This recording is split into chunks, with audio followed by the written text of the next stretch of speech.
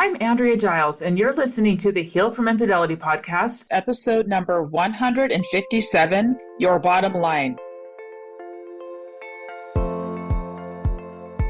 Hello, and welcome to the Heal from Infidelity podcast, where courageous women learn not only to heal from their spouse's betrayal, but to become the boldest, truest, most decisive, and confident versions of themselves ever.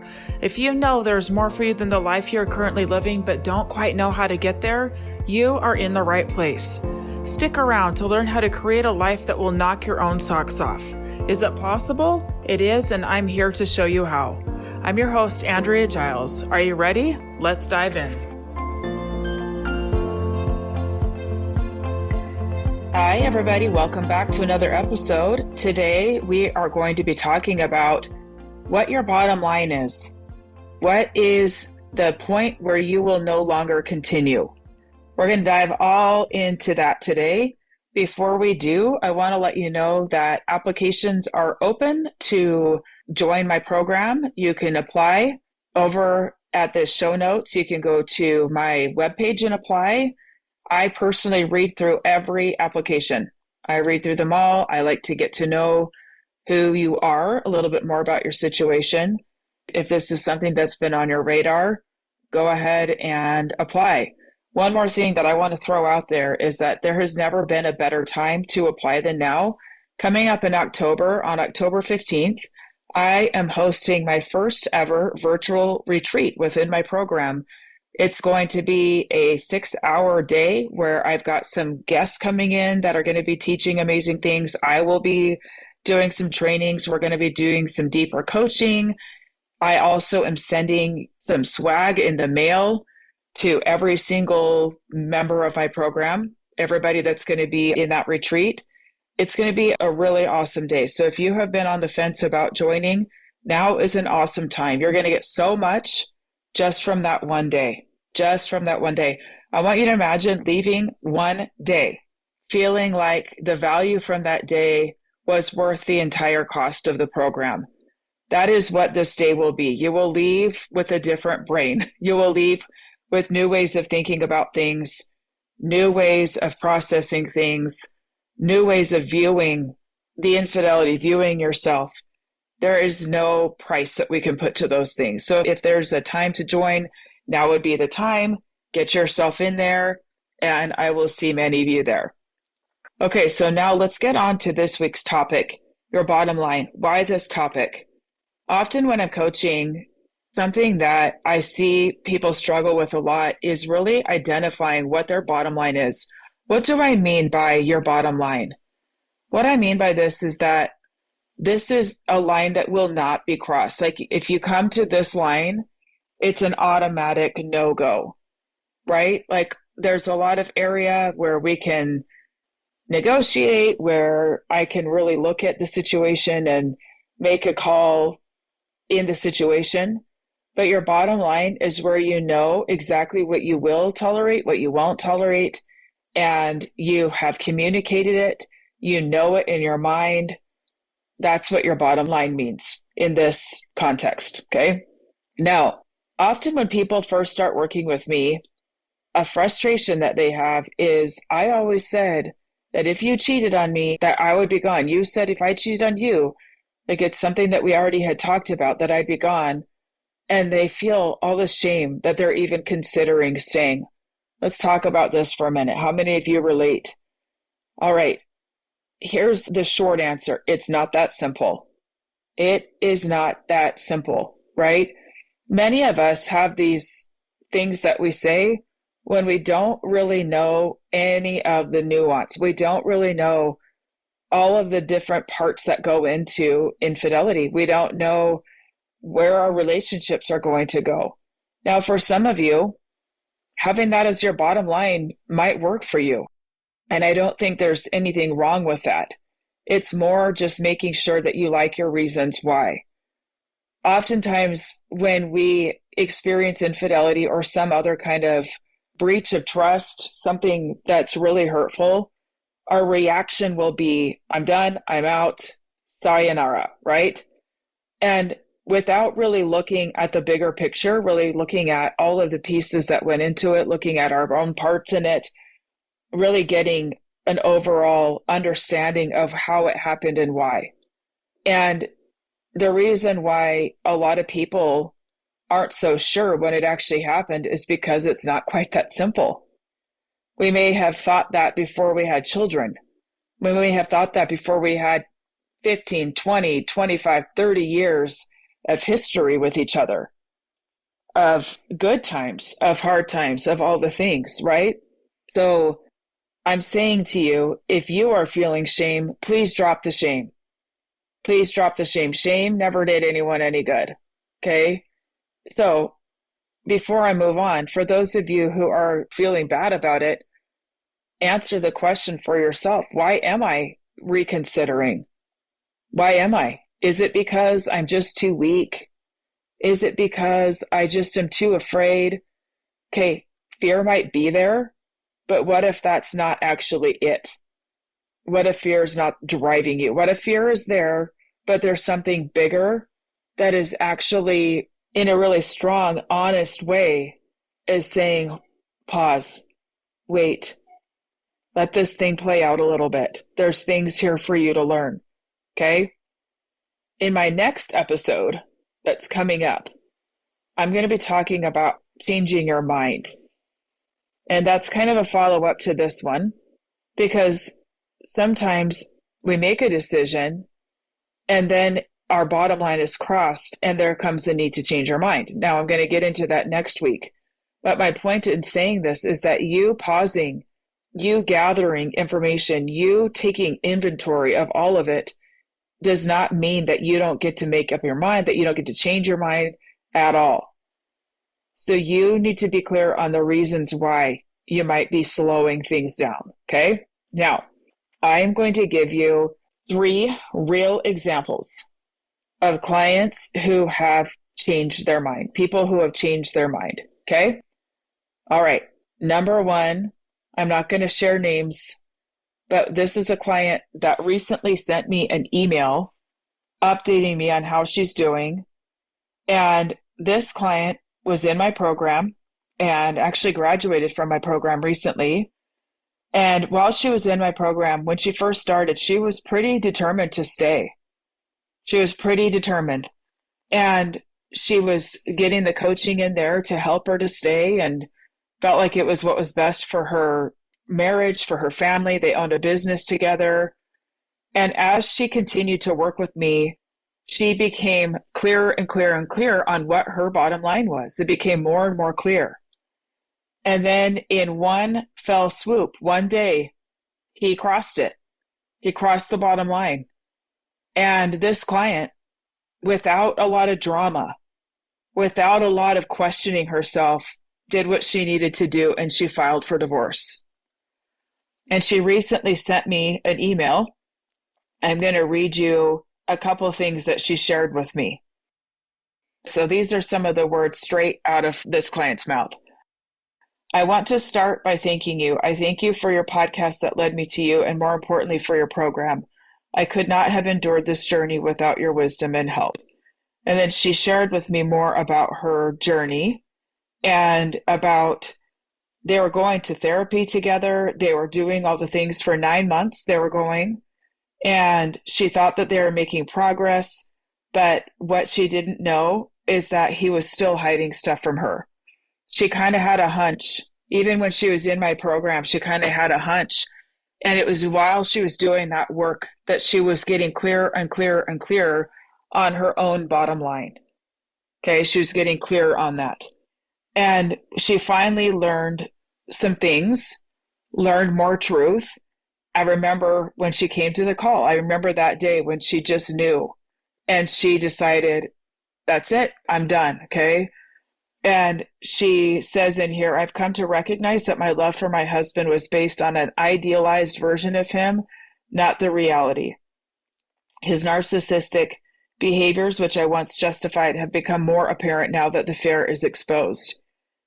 And she says that in retrospect, D-Day has turned out to be a gift in disguise, offering me a chance to reinvent my life and find joy in unexpected places. So with this particular client, she ended up leaving because she knew that her bottom line was crossed. She had already done so much work to really determine what they are from a place of wisdom and knowing and truth, from a place of knowing what her values are, knowing what her standards are for her life. Another thing that happened during this time is she was diagnosed with cancer. That was going on too. A lot of soul searching, right? A lot of really looking at her life, taking inventory and deciding what she wanted. Okay, that's one example. Now, I will give you another example. This is another client of mine who, in one moment with her husband, something happened where he did something that felt sneaky to her. And she had been very clear about being open, communicative, all of that. And he was sneaky with her. And in that moment, she said, I'm not playing this game anymore. I am not doing this anymore. I've told you I will not do this anymore. And she told him she was leaving. Now, when we know our bottom line, we don't really have to think about it. We just follow through. When we really know, when we know it's been explored, we just follow through with it. In the case of this particular client, what happened is she had felt like he was kind of checking the boxes and doing the things, but not fully getting it, not fully getting the impact. And what happened next is he got it and he woke up and he realized, what am I doing? Like, what am I doing playing around like this? What am I doing? And in their situation, he finally woke up and she really could see it. There was a huge shift in him. And although for her, her bottom line was crossed, her following through with it, her saying, no, it's not a question. I don't need time to consider anything. Like, I'm out. I'm not doing this anymore. Her willingness to show up that boldly showed her what she needed to see. So my point in saying this is that the bottom line is to protect us, right? Our bottom line is to help us to get what we want. And when we know what our bottom line is, we no longer are going to be putting up with things that we might put up with if we have a really soft bottom line, like if it's really sandy, right? This client, her bottom line was so firm that when he hit it, she's like, no way. There's no way I'm staying here if you're going to keep doing this. There's no way. And she was like out, like she was heading out. And so in her case, even though she stayed, it was still her bottom line that protected her. I hope you're hearing that distinction. Okay. I hope you hear that distinction. It was her bottom line that allowed her to say, no more, no more. And then for him, it was really like releasing herself from the outcome. In her mind, it was over. But when she saw that it actually got her what she wanted, she didn't want a divorce, right? But she did want him to get it. She did want him to understand. And her holding true to her bottom line ultimately got her what she wanted. Okay. The next example is me. And when I was going through divorce, I will say I had a pretty wobbly bottom line. Even after I really knew everything, actually, I never did know everything, but when I had a much better idea of what was going on, I wanted to stay. Like I sincerely did, and it really felt like the right decision. I felt peace around it. I felt like it was going to be okay. I thought, we're going to pull this off. We love each other. We have so much history. We have all these kids. We're going to make it work. And I was pretty optimistic and felt pretty good.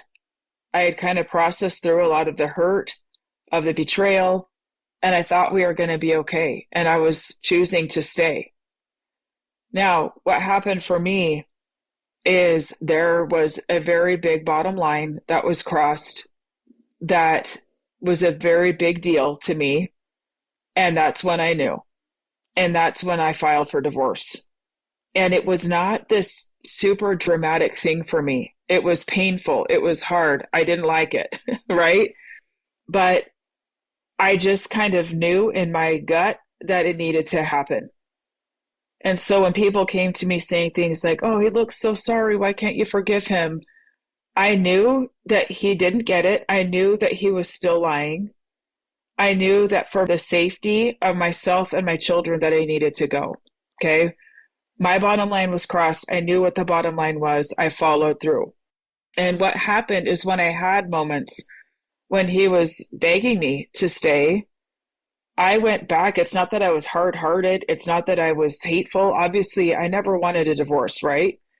It's that I went back to my bottom line and really honestly was like, okay, is it likely that that bottom line is going to continue to get crossed? Or is it likely that that will never happen again? And the answer is that it was more likely to get crossed than not. And that actually happened. Like after I filed, that bottom line was crossed again and again. And so it just confirmed my decision. It confirmed that I made the best move for me. Okay, so how many of you are not sure what your bottom line is? How many of you feel like it's wobbly? The best way to know what your bottom line is by spending time with you.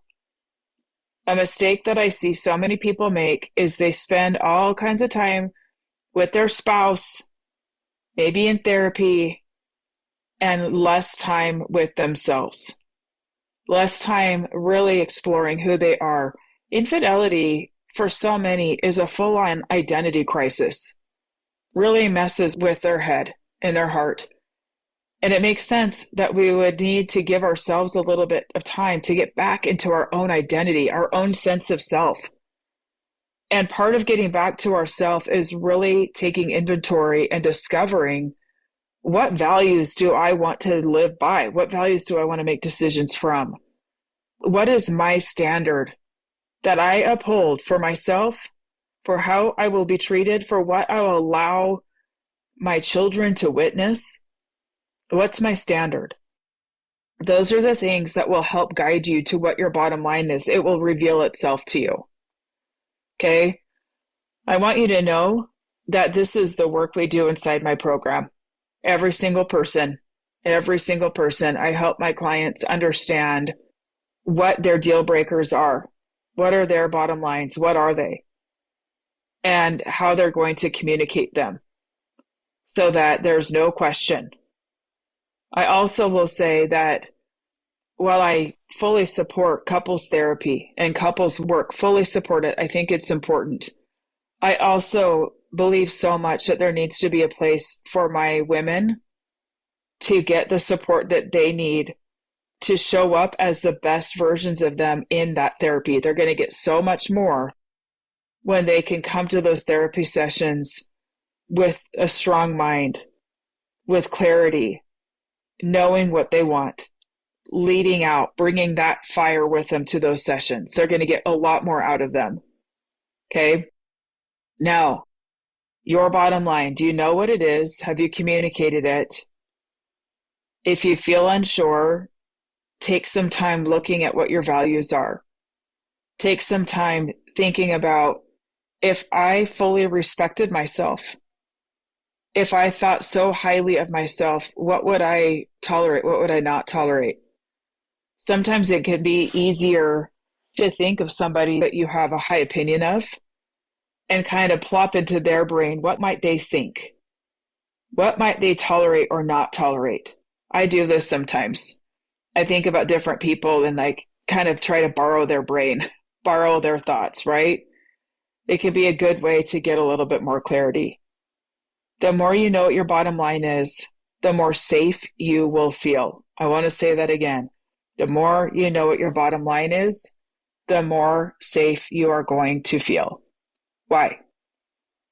Because when we know that we have explored it, when we know that we have really done our homework, done our soul searching, that it's based on our best, highest self, if that bottom line is crossed, we already know what we're going to do. We don't have to question it. It doesn't have to be this dramatic thing. It doesn't have to be a big deal at all. It's just, okay, this line was crossed and this is what I'm going to do now. Doesn't mean we don't have to feel things, but it means we don't have to question because we already made a decision. We don't have to go through the emotional turmoil of doubting of, oh my gosh, am I sure? Am I sure? Because the decision was made ahead of time from your highest self, from the best in you. Okay.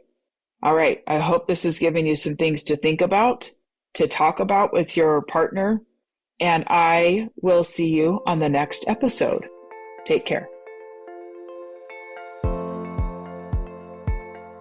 Thank you for listening to the Heal from Infidelity podcast. If you would like to be kept in the know about upcoming free classes, new podcast episodes, and other ways of working with me, go subscribe to my weekly email. You can subscribe at andreagiles.com/lies-about-infidelity/. Again, it's andreagiles.com/lies-about-infidelity/.